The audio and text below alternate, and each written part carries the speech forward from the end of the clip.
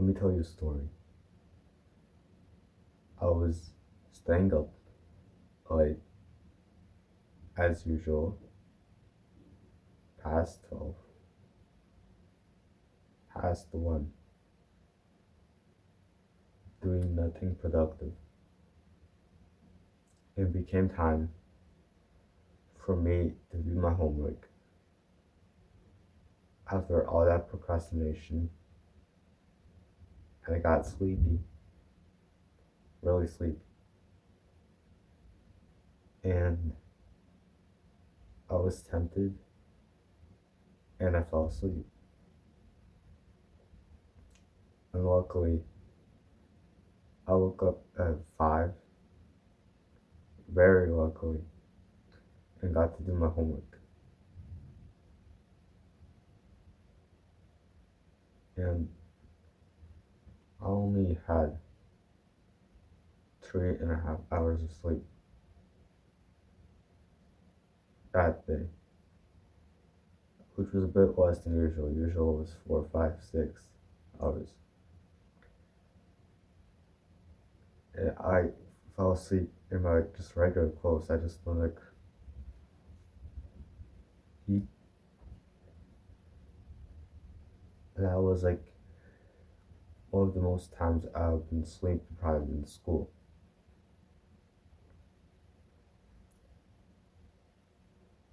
And that one day, I was walking to class. Like, I got off my bus and got into school, and I was like telling my friend, "Can I sue the school for my sleep deprivation?" Of course I can't, but like I was just making a point to how sleep deprived I was, and the negative effects that it brought onto me. I was feeling bad simply just because of my sleep. All I needed to do was fix sleep. Also, video games. Those were the two things that I just needed to do. And once I quit video games, my sleep automatically improved because I had no like real good reason to stay up late procrastinating. It didn't become like that good quickly, but I stopped being that sleep deprived. And now, let me tell you a story, another story. So, my sister went to the sleepover, right, last night, and I was like saying goodnight to my parents at 10, and my mom told my sister's friend's mom how I go to sleep every day at 10, and it just gave me such a wholesome feeling how now I consistently am able to go to sleep at 10. Whereas before I was going at 12, 1, even 2. So I feel like I'm a perfect example to teach you how you can also improve your sleep like me and go through this sleep improvement journey. Before we start, I'd like to tell you the importance of sleep. Sleep affects everything in your body and in your brain and like how you're feeling. I made it short and the link in the description. 20 benefits on sleep. The truth is, there are way more than 20 benefits of sleeping. It makes you a better person, better human, improves everything because humans have to like recharge and re-energize. And if you can't do that, then you just can't function. These days, if I get less than 7.5 hours of sleep, I feel bad. Less than 7, and I feel horrible. 7 back then in my sleep deprivation days would have been like absolutely amazing for me, 7 hours. Now it's horrible. Just another example of the lesson of how dissatisfaction leads to true satisfaction. I made a video about that. Link in the description.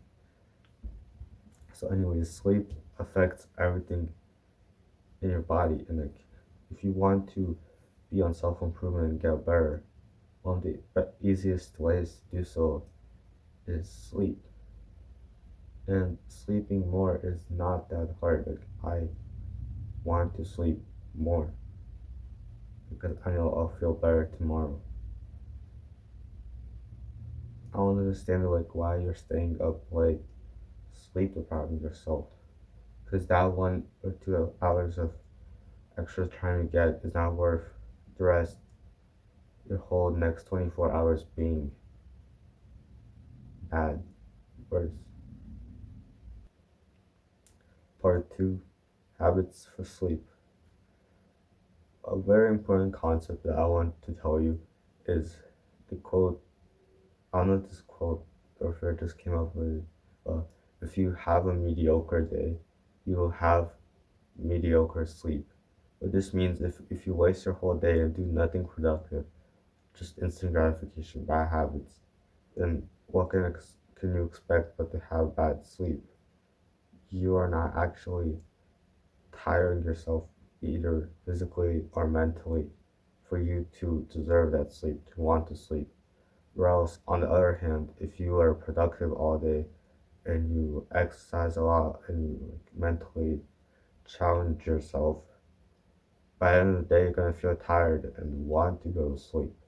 You deserve to sleep, and this will obviously improve your sleep. So just doing any kind of like a lot of good productive habits will improve your sleep. Additionally, if you have habits that are particularly specifically improve your sleep, exercising tires your body out. So like after having a really good workout, you're gonna sleep better because you fatigued your body. And then we also have meditation. If you meditate consistently, you'll start noticing how you're more easily fall asleep, as though you're more mindful when you're falling asleep instead of like overthinking things from time ago. Part 3, consistent sleep schedule. Self-explanatory. Having a consistent sleep schedule in which you're waking up and going to sleep at the same time every day will 100% improve your sleep. In the summertime, I had messed up my sleep rhythm completely. I always stayed up late, like wasting time being unproductive, watching TV, and then like it would be before I know it, 12, 1 a.m. And then I would end up sleeping in very late and wake up like 11 a.m. and noon, and sometimes even 1 p.m. So I would be getting way more sleep, like way more hours of sleep, more than 8. But the quality of the sleep was bad because I didn't have a consistent sleep schedule, which made it bad. And nowadays, I consistently go to sleep at 10 and wake up at 6, even during spring break. I'm still waking up at these times and go to sleep at this time. Yeah, I'm not perfect, I mess up, but generally I am able to stay consistent and stay on this routine. Part 4, sunlight. Sunlight is critical for establishing your circadian rhythm. Whatever. So our ancestors used to wake up to sunlight and go to sleep to afternoon sunlight, or actually in the dark maybe. And Andrew Huberman, this neuroscientist from Stanford, I think, He's on YouTube, very popular. He supports these findings of how morning sunlight and afternoon sunlight help you set your circadian rhythm.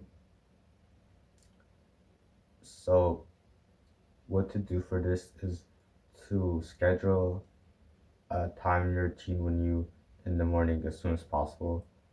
Try to get morning sunlight, and this only works within like 1 hour of sunrise. If you try to do it like if you wake up in the afternoon, noon, or like even like 2 hours after the sunrise, doesn't work because it's like not really sunrise sunlight. You need sunrise sunlight. So what I do is recently the sunlight has started coming out when I go to school. So like when I go to my bus stop, there's light already out. So that's my light for the day. All you need is like 2 minutes, up to 10 if it's like a very cloudy day. Because even while it's cloudy, there's still sun outside. Because if there wasn't, it'll be like night. It'll be pitch dark. But even when it's cloudy, you can still see things, even though it's like dim. So there still is light outside.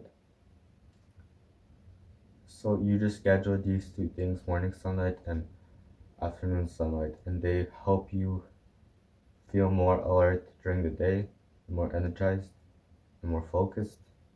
And in the night, for afternoon sunlight, it makes you sleepy and get better sleep because it sets this like the circadian clock thing inside you, this internal clock which counts like when you should be feeling sleepy and when you should be feeling alert and awake.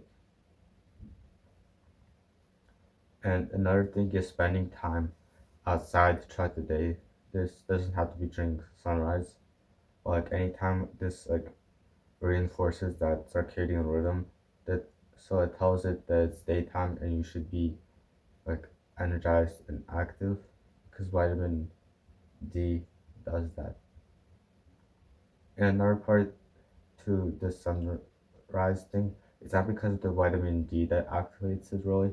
It's because your eyes receiving those rays of sunlight at that particular angle, and your the specific like neural circuitry which activates that mechanism which does that. I don't know the science of it, but like, basically if you do that, you get better sleep. That's what matters.